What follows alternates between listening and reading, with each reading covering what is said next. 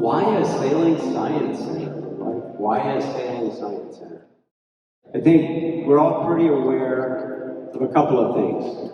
First thing that we're at least intellectually aware of is that most of, 2/3, 3/4 of our planet is covered by water.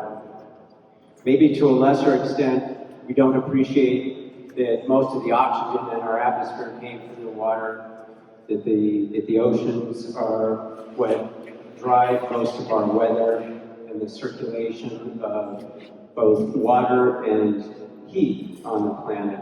And they're just crucially important to us. But we know that what's happening to the ocean may not be, the best for the health of the planet. So if we, think about the trajectory of the planet, we have some dock neighbors who I was just talking to last night they're young, they're 20-somethings.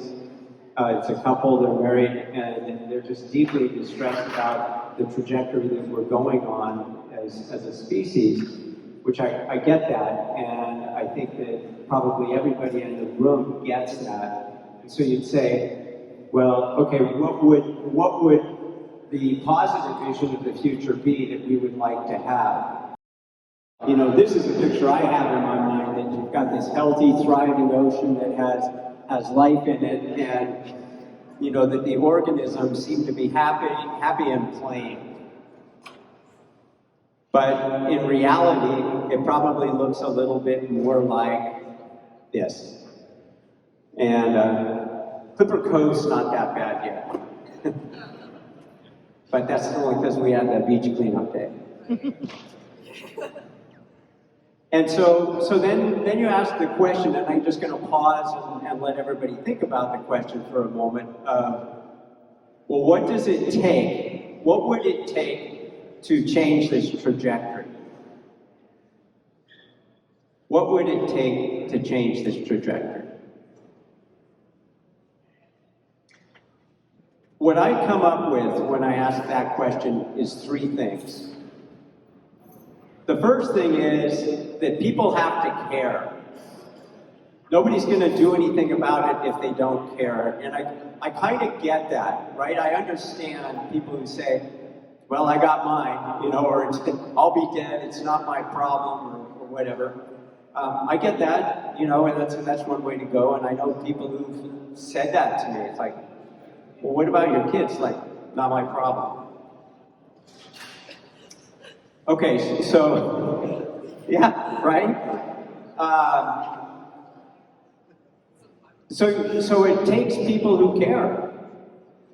The next thing it's going to take people who have the tools to do something about it. Right? So it's not enough to care, but you have to have the tools to do something about it. And then the third thing that I think it will take is leadership. It's going to take strong leadership, people who get up and say, this is the path we should take, this is the direction we should follow.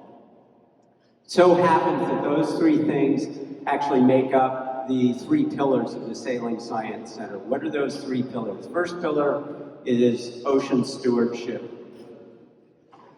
And what we know about the ocean, how many people have sailed a boat across the ocean? Okay, it's about 20% of the room, but a lot of people have sailed. People who've sailed boats across the ocean in the last couple of decades at least, unanimously have an experience of saying, well, there's a lot of trash out there, right? But they also will have unanimously the experience of unbelievable beauty. The flashing phosphorescence, the nighttime skies that without any light pollution and, fish everywhere. Those two experiences in juxtaposition. When you connect with something is when you care about it. If you want people to care about the redwoods, you need to connect them with the redwoods. In other words, you need to take them to the redwoods. You want people to get the visceral experience of the Grand Canyon, you take them to the Grand Canyon. So the way that people care is when they connect. That's something that sailing does to connect people with the ocean. So ocean stewardship, number one. Number two is the STEM education, science, technology, engineering. Actually, we put the A in at art and math, STEAM education. That's what provides the tools. And, ironically, I think what got us into this mess, technology, is also what's going to need to get us out of the mess. The technology genie is out of the bottle. And if there's anybody in the room who thinks that that's not true, I'd like you to leave your smartphone at the door when you leave. It's just not going to happen, right? And so, but there's a lot of exciting things on the horizon for technology. Ocean stewardship, STEM education, and then the third pillar, which is leadership. So these are the things that fit for the Sailing Science Center. Well, does it make sense? Shouldn't we just be taking people out on boats? Well, there's organizations that are doing that. Stephen Woodside's here representing, and I think, did Mark make it? I didn't see Mark. From Call of the Sea, and that's what they're doing. They're taking people out on boats, connecting them with the ocean. And there are, the Treasure Island Sailing Center. I know Alex has worked at TISC, and we may have others.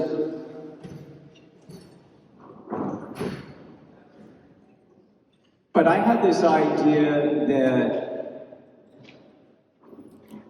getting on sailboats can be very off-putting for a lot of people. There's a few reasons for that. One is they're perceived as being expensive and maybe elitist, but also possibly frightening for people who aren't comfortable around the water for whatever reasons.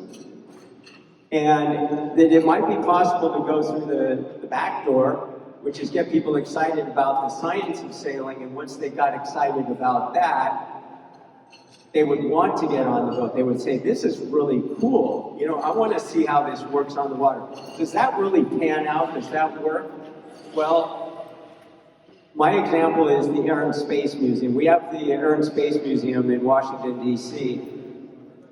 And it's not built for astronauts or pilots. It's built for you and me and everybody else. But if a handful of people who go through the Air and Space Museum will be so inspired by that they will want to become astronauts and pilots. And in fact, one of our previous board members described that exactly about himself. He says, that's me, that's what happened. I said, what do you mean? He said, I went to the Air and Space Museum, and after I went there, I decided to study aeronautical engineering. So it is possible to inspire people in this way.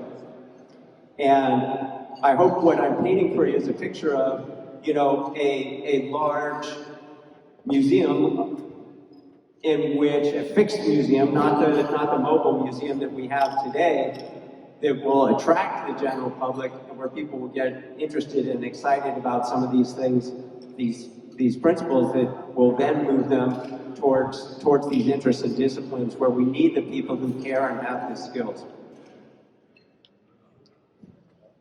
So that really becomes the platform for the Sailing Science Center, and why we're here today to connect with all of you and to look for your support. We could not have gotten this far, we could not have gotten to where we are today without the support of everybody who's in the room right now and others who are not in the room. And just by being here tonight, you're providing some of that support. And, by supporting us financially, we want to keep Natalie. We want to add more like her. We want to grow the organization and to realize the vision. Hopefully all of you saw the posters of what the long-term vision is for the Sailing Science Center. So without any further ado than that, I'm going to give the mic back to Mr. Godfrey, and let him continue with the next portion of the night.